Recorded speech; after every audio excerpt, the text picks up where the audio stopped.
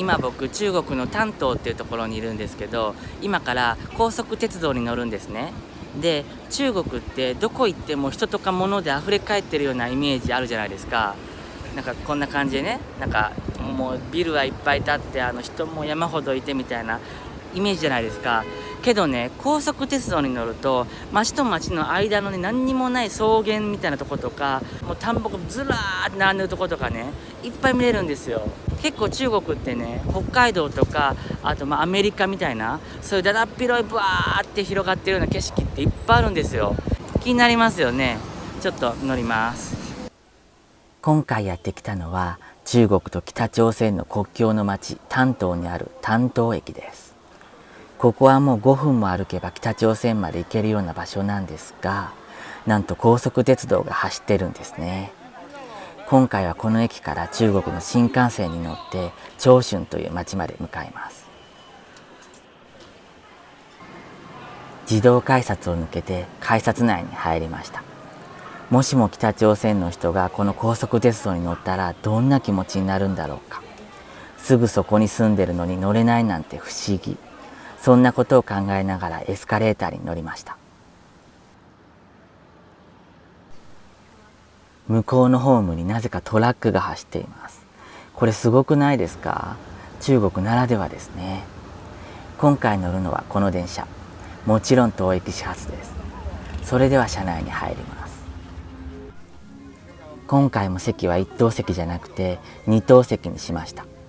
二等席でも普通に快適ですからね。しばらくすると発車しました。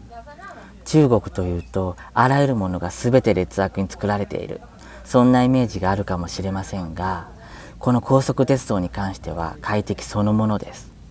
よく日本で中国の新幹線の話をすると、かなり高い確率で昔脱線事故が起きた時に隠蔽するために列車ごと土の中に埋めたという話を聞きますが、それはもう過去の話です。乗り心地は日本の新幹線とそんなに変わらないんじゃないですかね。この乗り心地なら列車ごと埋められても気持ちよく死ねるような気さえしてきます。少し走ると建物がほとんどなくなって一気に自然豊かになりました。もうすでに皆さんの頭の中の中国のイメージとは違う感じになってるんじゃないですかね。しばらくすると大陸らしい延々と続く大地が姿を現しました。どうですかこの景色。この果てしなく広がる何もない世界。中国にもこういう景色があるんです。というか中国のほとんどの場所はこういう景色なんじゃないですかね。ダイナミックさはアメリカやカナダと変わらないです。無数に建てられた風力発電と煙突のような何か。これ怖くないですか？現実の風景とは思えないですよね。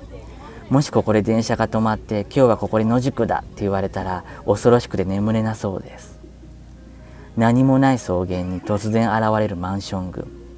これも中国にはよくあることで、こんなに土地が余ってるのにみんな固まって住もうとするんですね。一戸建てが多い日本では考えられない景色です。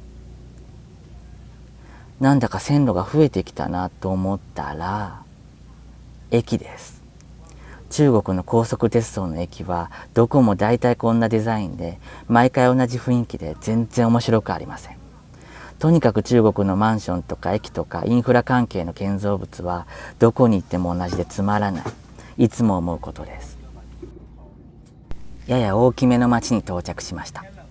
これ僕の記憶が正しければ弁シーという町です。中ぐらいの都市のはずなんですが、かなり栄えてますね。さすが発展著しい中国です。地方としてもレベルが違います。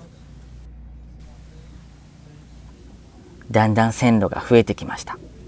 中国の東北地方最大の都市、瀋陽の都市圏に入ったようですね。この機械的に並ぶ同じデザインのマンション群、どうですか？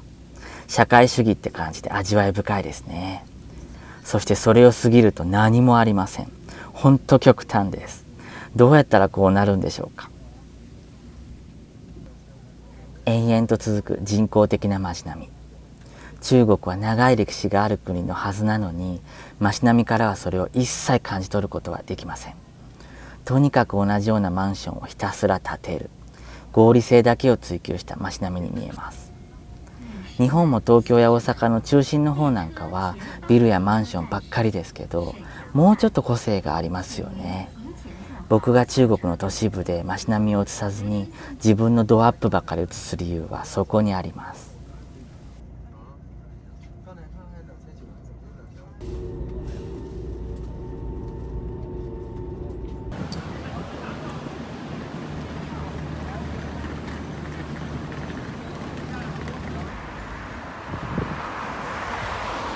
ということで、長井春子と長春に着きました。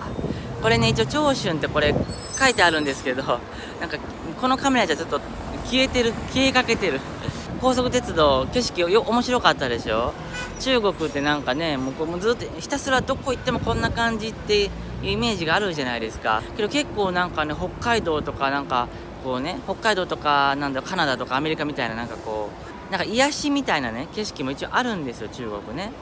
まあそれをね紹介できたらなと思ったんですけど、なんか癒しみたいなね景色も一応あるんですよ、中国ね。